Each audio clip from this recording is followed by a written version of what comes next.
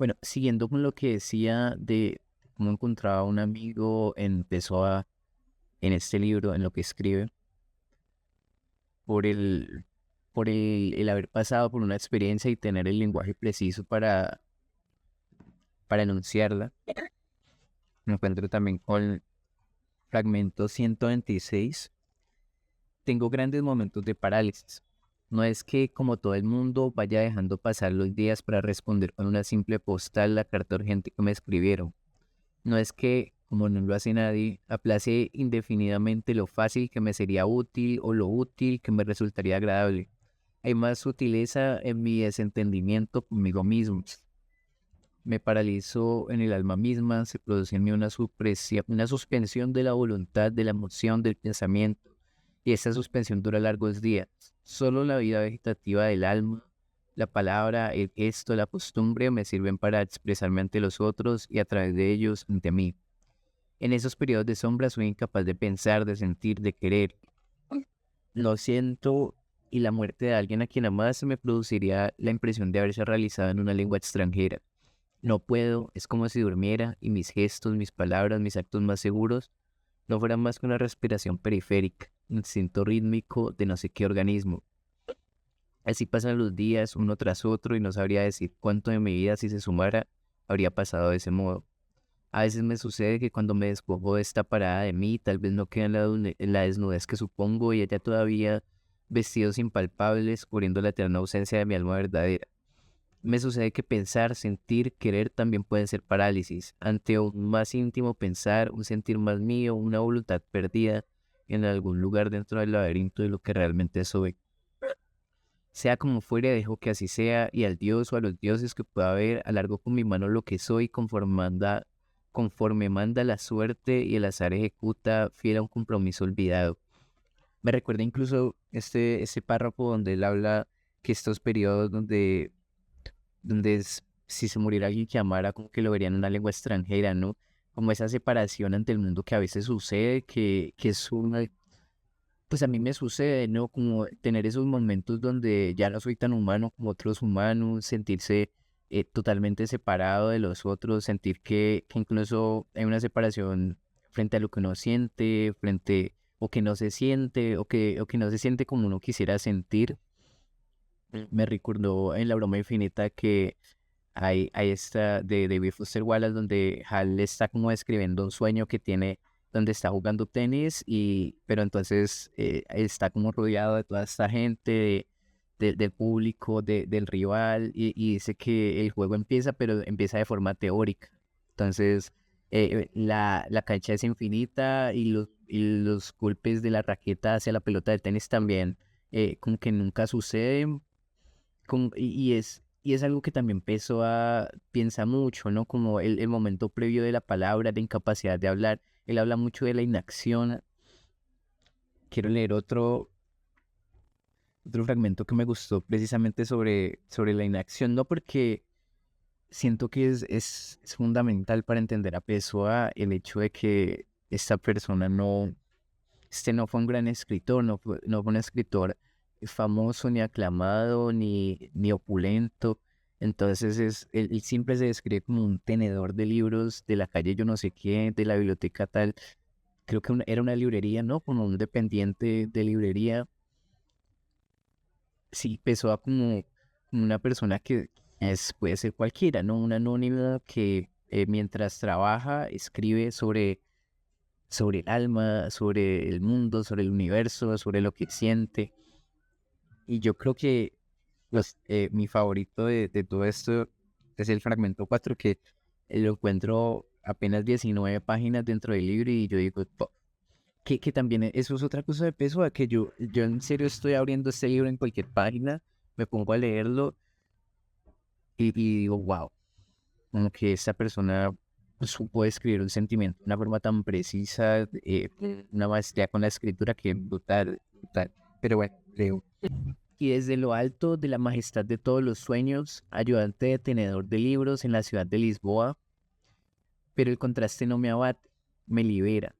La ironía que hay en él es sangre mía. Lo que debiera humillarme es mi bandera que despliego. y la risa con que debería reírme de mí mismo es un clarín con el que saludo y engendro una alborada en la que me hago.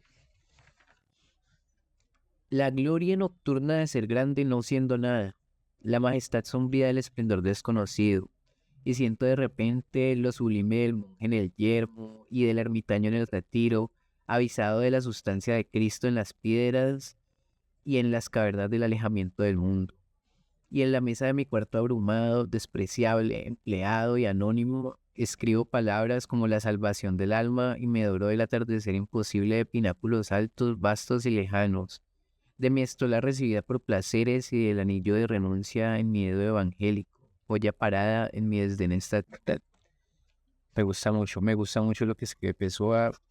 Si lo pueden leer, lo recomiendo. Ya el último que quiero leer, porque también empezó, eso es ya lo que también quería discutir de Pessoa, es la capacidad de llevar el pesimismo a sus últimas consecuencias, ¿no? Porque empezó ahí algo como, no sé si un vitalismo, pero si hay un amor por la vida, por el sentir, por todo lo humano, como la frase que no la dice él, pero que todos conocemos, ¿no? Que nada humano me es ajeno, también ahí empezó a eso, pues incluso el sufrimiento es humano, e incluso la voluntad de muerte, no sé si pulsión de muerte, pero incluso pensar la inacción, la pereza, la muerte mental, el desear no pensar, o sea, bueno, creo que es Nietzsche en la genealogía de la moral, sí es Nietzsche, pero pues Deleuze, ya saben, parte mucho de Nietzsche y este vitalismo que dice eh, es mejor que el humano prefiere desear la nada antes que no desear. Y esto se expresa de nuevo en Pessoa de una forma brutal. Voy a leer uno que se llama Sentimiento Apocalíptico. Pensando que cada paso en mi vida era un contacto con el horror de lo nuevo y que cada nueva persona que conocía era un nuevo fragmento vivo de lo desconocido que yo ponía encima de mi mesa para cotidiana meditación aterrorizada, decidí abstenerme de todo, no avanzar hacia nada, reducir la acción al mínimo, huir lo más posible de la posibilidad de ser encontrado por los hombres o por los acontecimientos, quinta esenciar sobre la abstinencia y abdicar a la bizantina.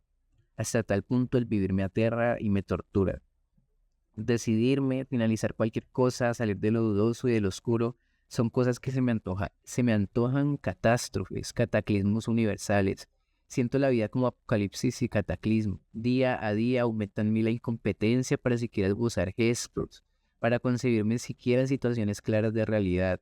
La presencia de los otros, tan inesperada del alma en todo momento, día a día me es más dolorosa y angustiosa. Hablar con los otros me produce escalofríos. Si muestran interés por mí, huyo. Si me miran, me estremezco.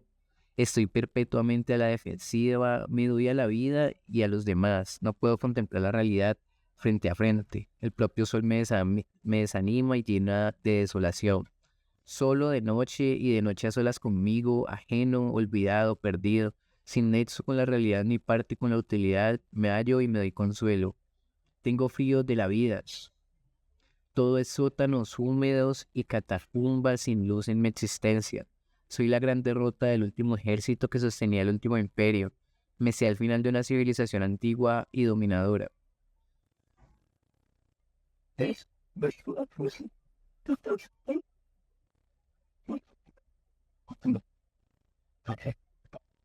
Estoy solo y abandonado. Yo que tuve como costumbre mandar a otros, estoy sin amigos, sin guía, yo a quien siempre otros guiaron.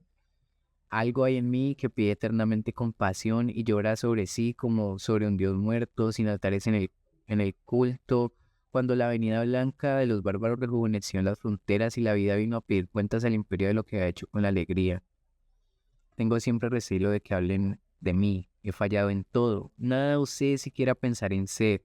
Pensar que lo desearía, ni siquiera lo soñé, porque en el propio sueño me reconocí incompetente para la vida, hasta en mi estadio visionario de tan solo soñador.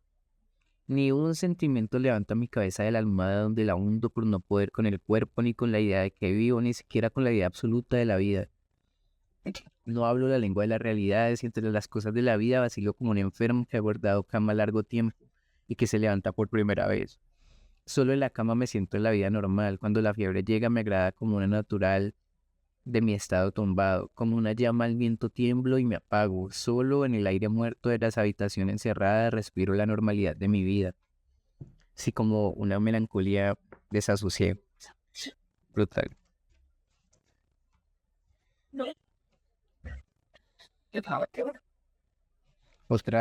Otro fragmento que también me gustó, bueno, como los momentos de parálisis. Él los describe. Yo he tenido estos momentos de parálisis, conozco mucha gente que tiene estos momentos de parálisis no es la voluntad, sino que es algo, es una tristeza, o tal vez ni siquiera es una tristeza, es una intensidad que uno siente y que no permite funcionar como uno funcionaría.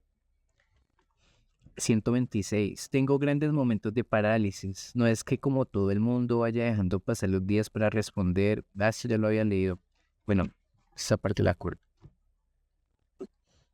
Por fin lo tengo en físico. No creo que llevo más de 24 horas con este libro y es como, se siente como conocer a un viejo amigo. Se siente, y no en el sentido de que esta persona pertenece como a mi círculo, porque escribe, porque es un autor muerto, sino más bien porque comparte mi lenguaje, porque es como, sí, como encontrarse a un amigo, sí, siguiendo esa metáfora del amigo, es como encontrarse a un amigo con el que se puede hablar, un amigo que pasó, no por lo mismo, pero pasó por ese proceso mental y puede expresar de forma mucho más articulada esa intensidad psíquica que está en los recuecos de la mente y que uno no podía como explicarse a sí mismo hasta que está viendo las palabras justas y en el orden justo y ya se puede hacer una especie de idea de lo que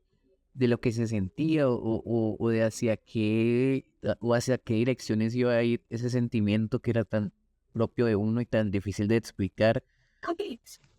Bueno, quiero hablar de este libro porque también es como, me recuerda un poco a Clarice Lispector en el sentido de que es el ejercicio de la escritura y nada más que la escritura, como que lo que siento lo voy a escribir.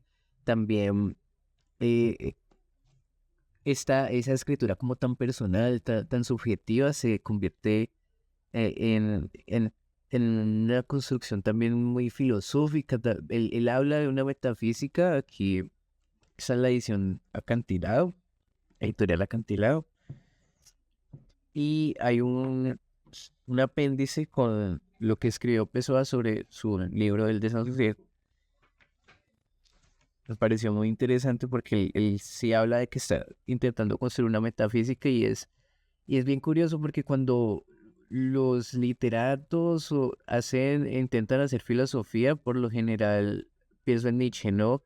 No, este desdén por la filosofía y por su historia y por el sistema, pero en Nietzsche hay un desdén más bien orgulloso, ¿no? Como quien lo entendió y quien vio que no tenía sentido eh, la pretensión del sistema y que aún así, eh, no sé, siento que en Nietzsche aún hay una especie de, tal vez por los años que separan a Nietzsche de lo que critica y que también Nietzsche termina siendo parte de ese canon, ¿no? Yo siento que hoy en día no se puede hablar de la modernidad sin lo que nos aporta Nietzsche y el pensamiento nietzscheano, entonces es difícil que Nietzsche aún pueda ser ese pensador que critica desde el outside, desde la afuera de la filosofía, porque ya la filosofía se lo ha apropiado, ¿no? Y con la filosofía me refiero a la filosofía hegemónica, los textos que hacen parte del corpus filosófico, pero el desdén de Pessoa no es el mismo de Nietzsche, a eso quería ir, que hay una que también lo veo en el inspector, que hay, que entiende la verdad como lo personal, como lo que veo. Voy a leer. La única realidad para mí son mis sensaciones. Yo soy una sensación mía, por lo tanto, ni de mi propia existencia estoy seguro. Puedo estarlo apenas de aquellas sensaciones a las que llamo más. La verdad es algo exterior. No puede tener la certeza de que exista porque no es una sensación mía. Y yo solo de esas estoy completamente seguro. Una sensación mía de que, eh, paso un párrafo, toda metafísica es una búsqueda de la verdad, entendiendo por la verdad absoluta. Ahora bien, la verdad sea lo que sea y admitiendo que sea alguna cosa, de existir existe o dentro de mis sensaciones o fuera de ellas, o tanto dentro como fuera de ellas. Si existe fuera de mis sensaciones es una cosa de la que nunca puedo estar seguro. Existe por tanto para mí, es para mí, no solo lo contrario de la certeza, porque solo de mis sensaciones tengo la absoluta certeza, sino lo contrario de ser, porque la única cosa que existe para mí son mis sensaciones. De modo que existir fuera de mis sensaciones, la verdad es para mí igual a la incerteza y al no ser, no existe y no es verdad, por tanto. Pero concedemos el absurdo de que mis sensaciones puedan ser el error y el no ser, lo que es absurdo, dado que ellas con toda seguridad existen. En este caso, la verdad es el ser y existir fuera de mis sensaciones totalmente. Pero la idea verdad es una idea mía, existe por eso dentro de mis sensaciones, por lo tanto, en cuanto a verdad abstracta y fuera de mí, la verdad existe dentro de mí. Contradicción, pues, inconsecuencia, error. Bueno, sí, hay una, como una reconfiguración de lo que es la verdad, ¿no? Que esto que yo siento dentro de mí, esto que yo veo, esto que me hace sentir como que, porque también somos, no es una individualidad entendida como de forma burda, de forma burguesa, de que existo y solo existo yo como el cogito cartesiano, ¿no? Como soy yo y me rodea todo esto otro, que es otra cosa y esta contraposición donde no hay oportunidad para el acople, no hay oportunidad para decir, sí, existe una subjetividad, pero esta subjetividad se acopla con todas estas otras cosas que existen, otras cosas, personas, culturas, costumbres, absolutamente todo, todo lo que pueda caer en la mente. También había, también había un texto muy interesante donde hablaba como un poco del dolor, que él no se consideraba materialista porque en su cerebro, que no se imaginaba como la imagen mental del cerebro que ve una cosa y ve un color y después lo interioriza, sino que lo ponía de otra forma, pero olvidé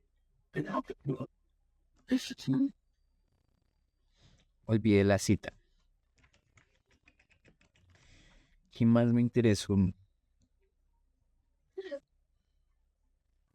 Bueno, yo ya había terminado de hacer este video. ¿Yo por qué hago este video?